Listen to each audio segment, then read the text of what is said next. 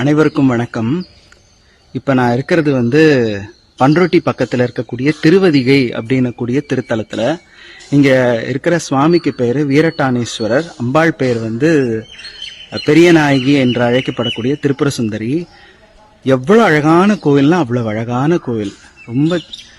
ரொம்ப பெரிய கோயில்லாம் கிடையாது. ஆனா நம்ம தஞ்சை ராஜராஜேஸ்வரம் பெரிய கோயிலுக்கே இன்ஸ்பிரேஷனா இருந்த கோவில் இந்த கோயில். நீங்க பாத்தீங்கன்னா இந்த கோபுரம் பாத்தீங்கன்னா உங்களுக்கு தெரியும், நம்ம தஞ்சாவூர் ராஜராஜேஸ்வரம் கோவில் கோபுரம் மாதிரியே இருக்கும்.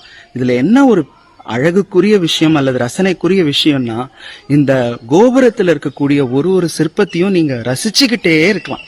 அவ்வளவு அழகு. சுவாமி செய்த அத்தனை வீர செயல்கள், அருட்செயல்கள்னு அவ்வளவு அழகாக புடைப்பு சிற்பங்களாக இங்க பொறிக்கப்பட்டிருக்கு இந்த கோபுரத்துல. நீங்க பாத்தீங்கன்னா தெரியும், இது கைலாய பர்வத வாகனம். அங்க முருகன் எவ்வளவு அழகா இருக்காரு பாருங்க.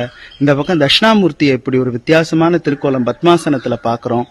பிறகு நீங்க இங்க பார்க்கலாம் சுவாமி அம்பாளோட இருக்கிற கோலம். பிறகு ரிஷபாரூடர்.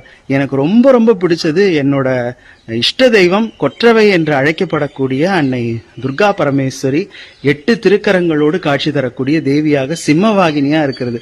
இதெல்லாம் அப்படியே அந்த கோபுரத்தோடவே இருக்கிற சிற்பங்கள் தான் இது. நீங்க பாத்தீங்கன்னா தெரியும். நாம எவ்வளவோ திருத்தலங்களுக்கு போறோம், கூட்டமா இருக்கிற கோயில்களுக்கு எல்லாம் போறோம். ஆனா இந்த மாதிரி அழகான கோயில்களுக்கும் அவ்வப்போது பக்கமா வரும்பொழுது பார்க்கணும். இந்த அழகை பாருங்க.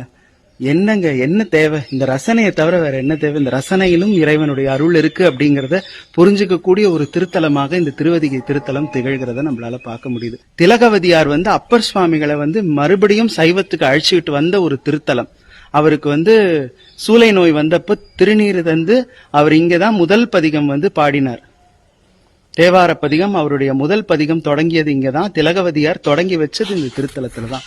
அபூர்வமான ஒரு கோபுரம், சின்ன கோபுரம் தான், ஆனா மலைப்பா இருக்கு பார்க்கும்.